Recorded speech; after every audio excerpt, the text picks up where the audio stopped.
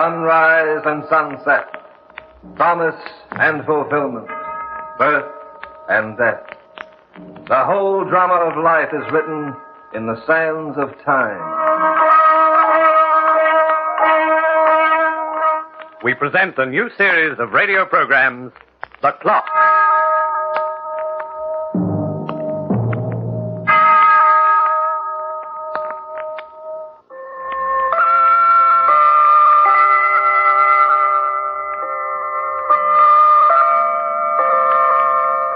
Have you ever noticed how time has a sameness about itself? Each hour you receive in life is guaranteed to be of uniform quantity, although its quality depends to a large extent on you. The life we live has a sameness about it, too. Doing the same things every day may have its duller moments, but we are often compensated by the security it affords. And sometimes, when the monotony is broken, we'd give the world to have it back again. When Joe and Nora Spencer were married, they went to Niagara Falls like so many millions before them. Later, they bought a little 5-room suburban house, and it looked exactly like the hundreds of other 5-room suburban houses you see so often. As a matter of fact, life itself was a carbon copy to Joe and Nora Spencer, a carbon copy they believed in and were happy with, until they discovered that their life was destined to have a new and an original twist.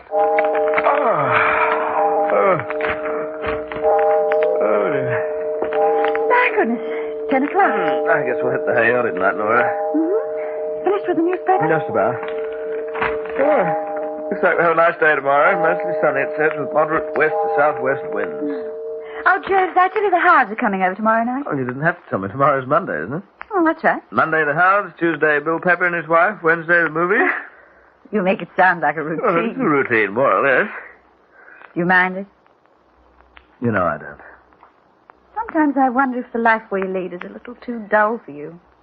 Funny, I've thought of the same thing about you. I'm very happy, Joe. You know that. Oh, sure, I know. And I wouldn't want anything to change it. Nothing ever will. I wish I were sure of that. I wish I were sure that you and I and this house would go on forever, just as we are. Hey, what's got into you tonight? I don't know. I guess I'm so happy I'm just looking for trouble. Well, you better cut it out or you'll get spanked. How about we hit the hay? All right. You go ahead. I'll put the lights up. Hey, what's that? What? Well, there's a cab just stopped in front of the door. Uh-huh. Someone's getting out. Why, it looks like Amy Gibbs. Your cousin? What on earth is she doing here?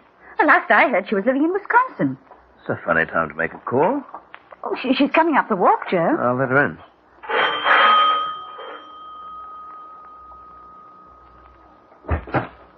Cousin Joe. Hello there, Amy. Come in. Amy, darling. Oh, Cousin Nora. My goodness, it's nice to see you both. What are you doing so far away from home? Didn't you get my letter? Why, no, we didn't. Oh, dear, maybe I sent it to the wrong address. That's why you're so surprised to see me. I've come to New York to get a job. Really? I've been living all alone, you know, ever since Mother died. I decided that Wisconsin was a little too small for me, and New York would be so much more exciting. Well, you'll find it a lot more crowded anyway. I found that out already, Cousin Joe. That's why I'm here. Well, I hope you won't think I'm intruding. Why, not at all, Amy. My train got in 2 hours ago, and would you believe it? I can't find a single hotel in the town that has a room for me. That's not unusual. The hotels are very crowded these days. I checked my bags at the station, and then I remembered about Cousin Joe and Cousin Nora, and wondered if they'd mind putting up with poor little me for just one night. Why, of course not, Amy. Well, no, we've got an extra room upstairs. Oh, that's sweet of you both. I'm sure I can get a hotel room tomorrow, and I'll try not to get in the way. Well, you just forget about getting in our way, Amy. You're welcome here, and you ought to know it. I'll fix the room up for you right away. I'm sorry I didn't bring my overnight bag. I haven't even got a toothbrush. I can give you a nightgown, anything else you need. Oh, no, I think I'd better go back to the station and get my overnight bag. Oh, have you got any small bills, Cousin Joe? My smallest is a 20, and I couldn't get back to the cab driver. Let's see. Yeah. Oh, will 4 singles do? Oh, that's just perfect. And as long as I'm at it, I may as well bring all my luggage up here. You never know when things are misplaced in these public lockers. Sure. Oh, don't wait up for me now. Just leave the key under the mat. I'll be back in an hour or so. And thanks again, Cousin Nora. Thanks loads.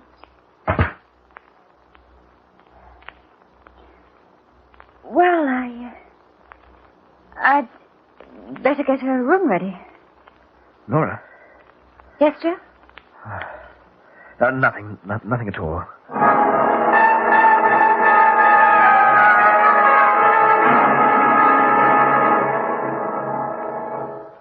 Oh, good morning, Nora. Good morning, dear. Here's your coffee. Thanks. Oh, be careful. It's very hot. Where's Amy? I thought I'd go downtown with her and help her find a place to stay. I'm afraid poor Amy isn't feeling very well. She isn't? I spoke to her up in her room a little while ago. She's had an attack of migraine or something. She asked me if she could stay another day or so until she got over it. Oh, well, if she's ill... I told her she could stay as long as she liked. You did? Well, I was only being polite, Joe. I'm sure she'll be gone in a day or two as soon as she's well. I still wish you hadn't told her that. Well, why? I don't know. I just wish you hadn't. Oh, I'm sorry. I shouldn't be that way. It's just that I'm not used to having someone around. It's always been you and me and no one else. And I'm afraid I like it that way.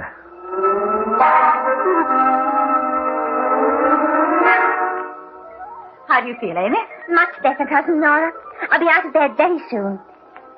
You and Cousin Joe have both been so good to me. Oh, it's the least we could do. And don't think I'll ever forget it either. I never will. Well, I'll leave you now. I've got some work to do downstairs. All right, Cousin Nora. And I'll have my lunch in bed again today. Really, Cousin Nora, I've tried so hard to find a job. But I just can't seem to get one that suits me. And as far as apartments are concerned, they're impossible to get. Oh, and you wouldn't want poor little me to live in a furnished room, would you? It's so much nicer here. I guess one of us should speak to her, Joe. Well, it's kind of hard to ask her to leave. But she makes no attempt to find a place of her own. And, well, you know we can't afford to support her here indefinitely. She's borrowed over $100 from you already. Well, yes, that's right. And she hasn't even tried to find a job. Oh, I'd hate to ask her, but we have to. She's simply got to give us a definite date about leaving. Well, I'll talk to her myself, Nora, tonight.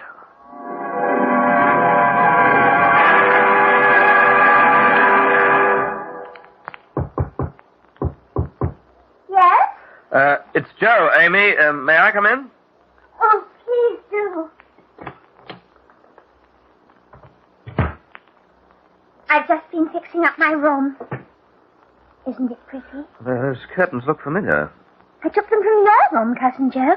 Oh, I didn't think Cousin Nora would mind. They look so much nicer here. Amy, I want to talk to you. About what? Well, you've been here over a month now. Oh, has it been that long?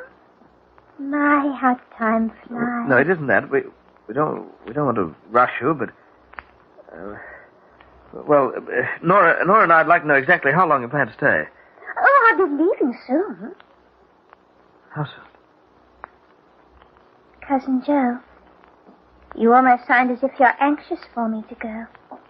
Well, You've really liked having me here. I know that.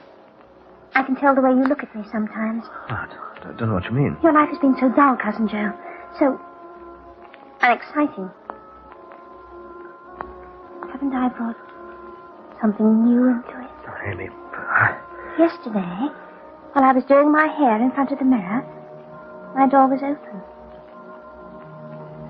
I saw you watching me. Well, I just glanced in. I've seen that look in a man's eyes before. Amy, this is crazy. You've watched me often, Cousin Joe. When I've walked up and down the stairs, when I've laughed. Sometimes I didn't even have to see you. I could feel your eyes. Amy, you've got to leave. I'm young, Joe. Young and pretty. Boys have told me lots of times how pretty I am. They say I do something to them. Do I do something to you, Joe? Amy. Put your arms around me. Please, Joe. Hold me in your arms.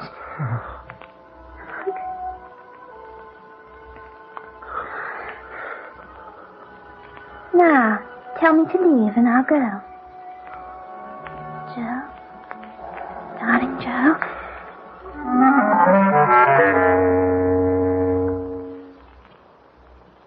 Did you speak to her, Joe? Yes, I talked to her. When is she leaving? Nora, I've been thinking it over. I mean, you see, it doesn't seem fair to... Joe! Let us stay a little longer, Nora. Give her a chance to get her bearings. Well, if you feel that way, it's all right with me. I suppose it can't do any harm. No, of course not. It can't do any harm at all.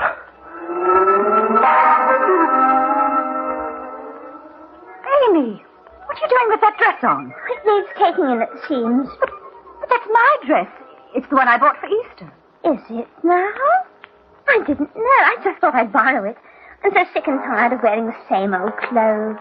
You had no right to go into my closet. But Cousin Nora... I was given permission. By whom? Cousin Joe. Joe. He said you wouldn't mind. Do you mind, Cousin Nora? Oh, no. No, I guess I don't mind. Here's my wash, Cousin Nora. Your wash? Please be careful what you do to the slips. They're silk, you know.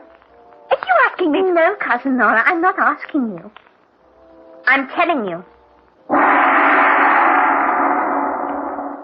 This house is a mess. Cousin Nora, if you can't handle the work yourself, you might at least get a maid. My room hasn't been straightened out all morning. Really, it's a disgrace. Amy? Yes? Would you please come out here for a moment? I'm doing my nails. Come in here if you want to speak to me. I brought your suitcases up from the cellar. You have? What for? You're leaving, Amy. I'm what? You're leaving this house. Don't be silly, Cousin Nora. I've stood for a great deal from you, Amy. I don't know why I have, but now I'm through. I can tell you why you stood for me, Cousin Nora. I'm not interested in what... You were afraid to force a showdown. Afraid? You've taken my orders like a servant girl because you didn't want to raise an issue.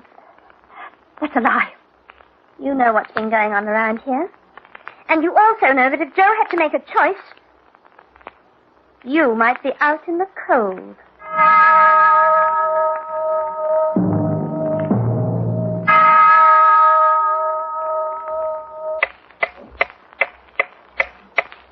The male animal has been on this earth for quite a while. It's taken him thousands of years to reach his present stage of civilization. But the wrong woman can send him back to the jungle and the caves in exactly half an hour. How dare you talk to me like that? Now, let's have no hysterics, Cousin Nora. I think I'm being very generous under the circumstances. Generous? I'm letting you stay here, aren't I? I could tell your husband to get rid of you if I wanted to. I could tell him to send you away, but I've got a big heart. I'm beginning to see that. You haven't got a chance against me, Nora, and you know it. How dare you? The arrangement we have is peculiar, I must admit, but I like it this way. Temporarily, at least. When a man meets another woman, he usually separates from his wife. In this case, I'm adding a little twist to it. I'm letting you stay. That's very kind of you. Of course, you have an alternative. Have I? You can pack your things and get out. Joe will give you a divorce. I'll see that he does. Well? I'll stay, Amy. I thought you would. There, my nails are finished. Lovely, aren't they?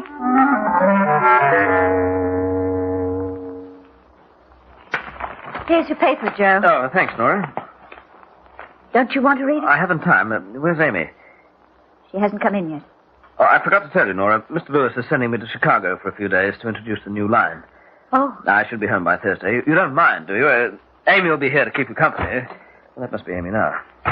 Is that you, Amy? Yes, Cousin Joe. No, we were worried about you. Oh, were you? I'm sorry. The picture was a long one, and I did some shopping later. Well, I'd better get packed. My train leaves in an hour. Are you going away, Joe? Just for a few days, Amy. Business. I wish I didn't have to. Well, I'd better get started. See you when I've packed.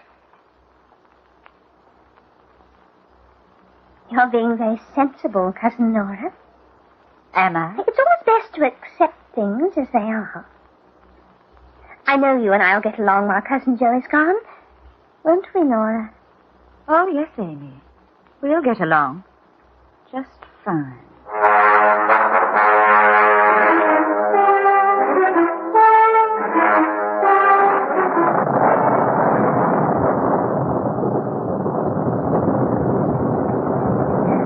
Oh, what a horrible evening. It's too wet to go out and too dull to stay in. Laura, when did Joe say he'll be home? Thursday. This is only Monday. Are you bored, Amy? Very. I intend to do my best to entertain you. Entertain me? What can you do for excitement? Play checkers? You'll get your share of excitement, Amy. Be patient. Why are you looking at me like that? Was I looking at you in any particular way? Just don't start any funny business, Cousin Nora. You'll regret it. How old are you, Amy? That's none of your affair. You can't be any more than 23 or 4. What about it? You have so much to look forward to in life. And there's so much you could miss. I often think of death, Amy. Sometimes when I fall asleep, I dream of it. And it comforts me. Stop talking like that. I don't like it. Oh, I think I'll go to bed. My head's been bothering me all day. If you're sick, why don't you call a doctor? I'm quite all right. It's just that I keep forgetting things and my head aches so. Good night, Amy. Good night. I hope your dreams are as pleasant as mine.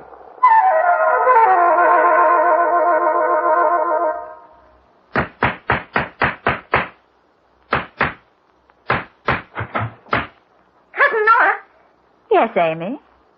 why are you down in the cellar? What's all that hammering about? I'm sorry if I disturbed you. What are you doing with those strips of wood? Just putting them together. Do you want to help? You'd better do your carpentry yourself. You're so much stronger than I am.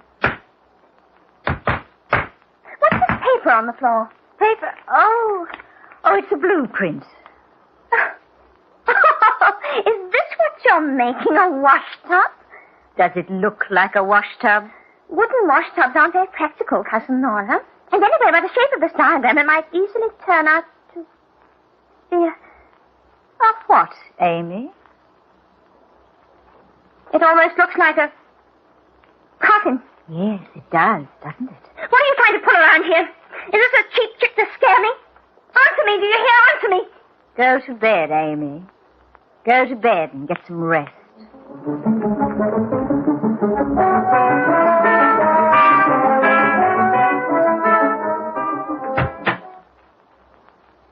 Amy, I brought your dinner. Put the tray on that table and get out. Very well. Now leave me alone. Well? What are you standing there for? I want to know if you like the soup. It's very good. Here, let me... What did you just put in that soup? Oh, why, nothing. I saw you drop something in there. What are you trying to do? Poison me? You shouldn't have smashed that cup, Amy. Get out, do you hear? Get out! Good night, Amy. I know what I'll do. I'll get the police.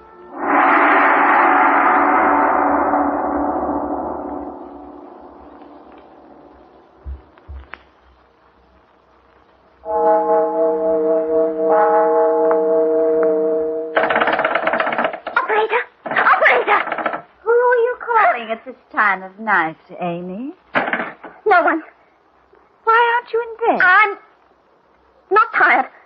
Amy. Don't come near me, you're crazy. You're out of your mind. Stay away from me, Nora. I wish you wouldn't carry on in this way. What's that? Oh, it sounds like a police car. One of the neighbors must have heard me. Now I'll put you where I'll never see you again. Amy, calm yourself. You see this bottle? I found it in your room. It's poison. You tried to put it in my food. Oh, I'll be rid of you for good now. For good. Is this the Spencer house? Oh, officer, you're just in time. She tried to kill me. She tried to poison me. She's gone out of her head. Are you Mrs. Spencer? I'm Mrs. Spencer, officer. I'm the woman who called you before, and this is the girl I told you about. Oh. All right, girlie. Come on. Let's you and me take a little walk. But there's nothing wrong with me. She's the one you want. Look, she tried to put this poison into my food. Do you deny that you put this in my food? Do you deny it? Of course, dear, I put it in. But I tried to tell you it was only saccharin. Saccharin? How long has this been going on? Ever since my husband left, officer. There's a washtub downstairs she keeps referring to as a coffin. Oh, I've done my best to calm her. She's lying! Can't you see she's lying? Well, come on, girlie. We can talk it over downtown. Get your hands off me! Easy now. Let's not get rough, sister. Oh, just a moment, officer. Yeah? You see, this girl is my cousin, and I feel responsible for her. She's not really insane. It's just that she's emotionally upset. I don't want to see her put away. Well, that's not up to me, But lady. if I talk to the proper authorities and testify that she's never really done anything wrong, do you think they might put her under my care? That all depends, lady. It's up to you. You'll go away for a nice long rest, won't you, Amy? And if I come down and talk on your behalf, you'll do as I say, won't you, Amy? You! Come on, girlie. Come on.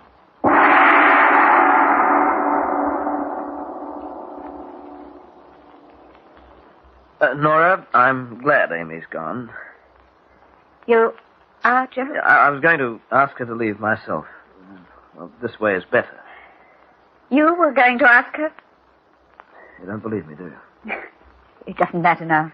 Nora, there's something you ought to know. Don't, Joe. No, I've been kind of a fool, Nora. I don't know how to explain it. Then don't try. This trip was the first time I've been away from you in 12 years. I know it sounds kind of funny, but it gave me time to do a little thinking and to understand how I'd miss you if you went away. Joe, let's forget it. Amy's gone, and the rest doesn't matter. This chair feels comfortable. I couldn't find one as soft as this in the whole hotel.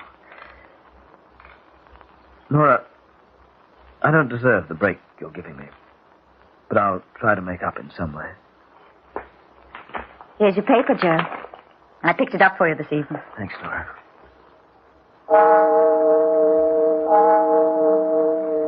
It's 10 o'clock. Yeah. Guess we'll hit the hay early tonight, huh? Looks like we'll have a nice day tomorrow. Mostly sunny, it says, with moderate west to southwest winds.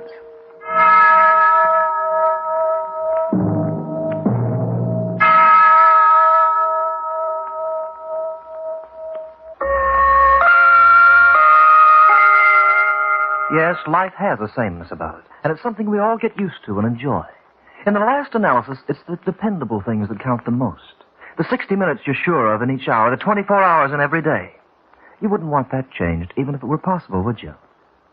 And I couldn't change it if I tried. The Clock will be heard again next week, same time. This program was written by Lawrence Klee, and Hart McGuire was heard as The Clock. As Joe, Nora, and Amy were Charles Tingwell, Lynn Murphy, and Coralie Neville. The Clock, directed by John Saul, is a Grace Gibson radio production.